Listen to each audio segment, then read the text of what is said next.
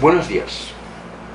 Hoy les voy a hablar del curioso caso de un pueblo andaluz en la Sierra de Cádiz que ha optado por una curiosa respuesta ante la crisis: aprender idiomas, y concretamente el alemán. El pueblo se llama Espera, sí, Espera, y tiene 4.000 habitantes. Su economía dependía mucho últimamente de la construcción. Llegó a tener hasta 37 empresas de hormigón prensado y casi toda la población masculina se dedicaba a esta actividad. Entre tanto, muchas de las mujeres trabajaban en el campo. Pero al pararse el boom del ladrillo, pues todo se vino abajo. De todos modos, es curiosa la reacción que les lleva al aprendizaje de un idioma tan difícil como el alemán, precisamente. Porque el inglés se supone que abría más puertas, aunque en teoría lo hable todo el mundo, ¿no? Una formación específica, temática, para un oficio, una profesión, podría parecer más adecuada.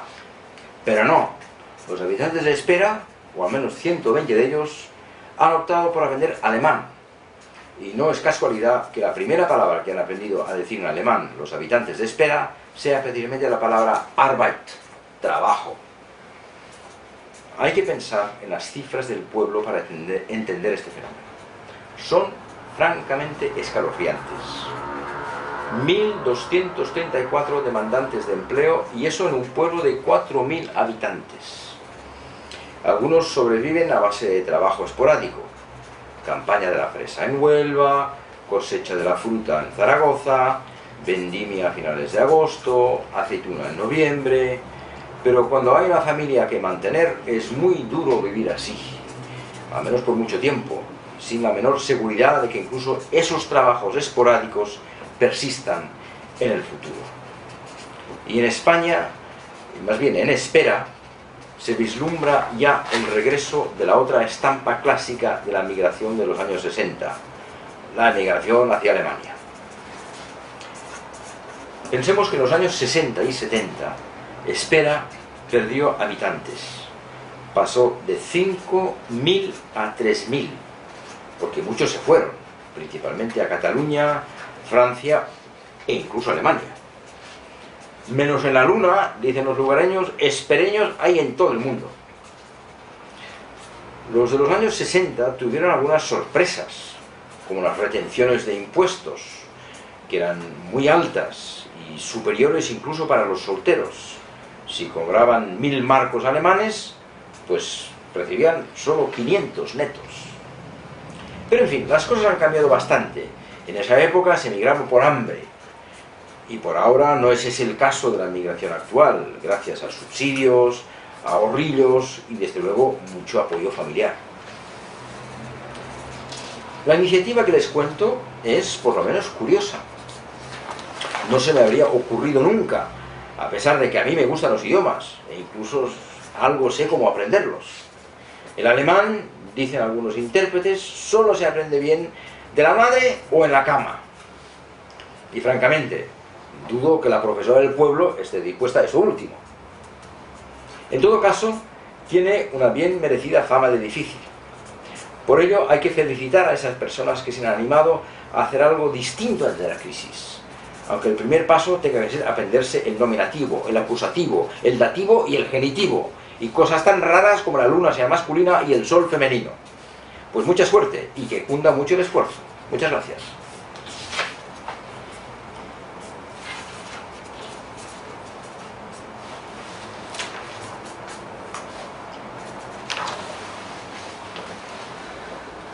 Good morning. Today we're here to talk about a rather strange case of a village in Cadiz, in Andalusia, which has come up with a rather unusual solution to the crisis. It has decided to go for language learning, and not just any language, German. The village is called Espera, and it has a population of 4,000. The economy of this village had been basically construction based up until recently.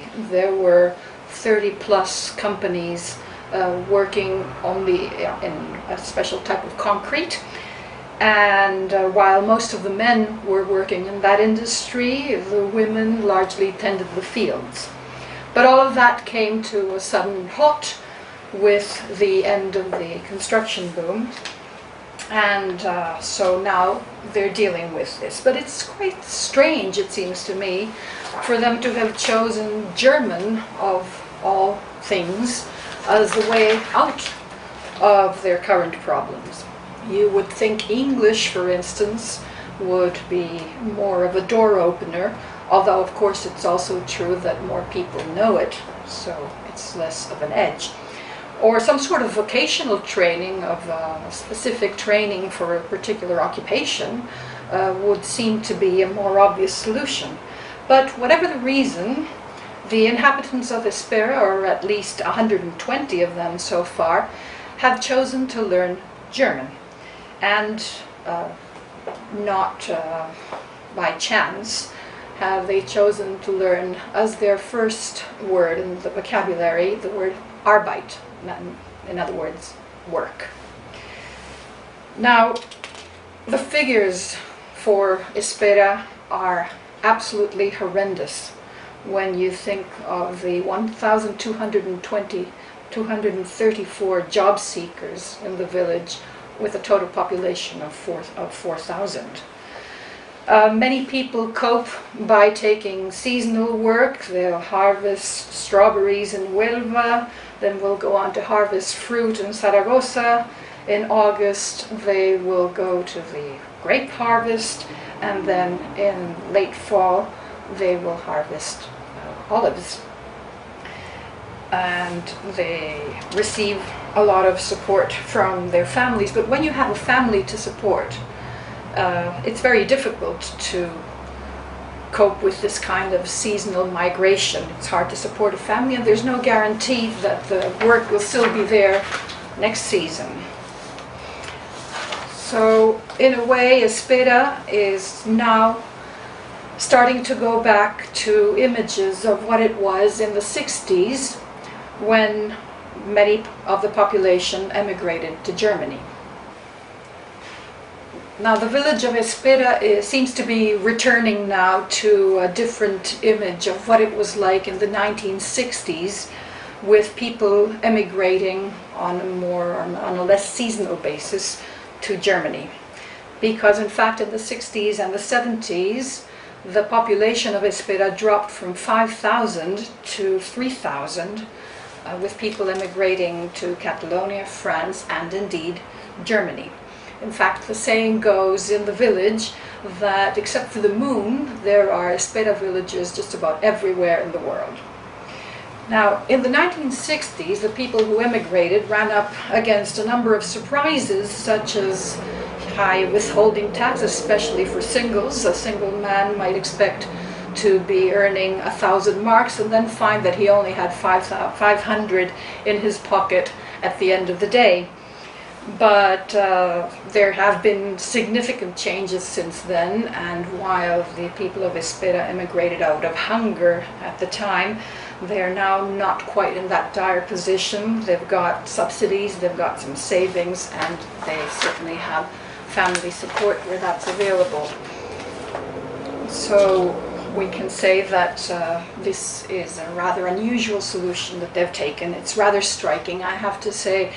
I never would have thought of anything like that, because even though I'm somebody who likes languages and knows how to learn a language, the saying amongst interpreters is that German can only be learned as a mother tongue or in bed. And of course I seriously doubt that the German teacher in Espera would be willing to put up with the second solution. But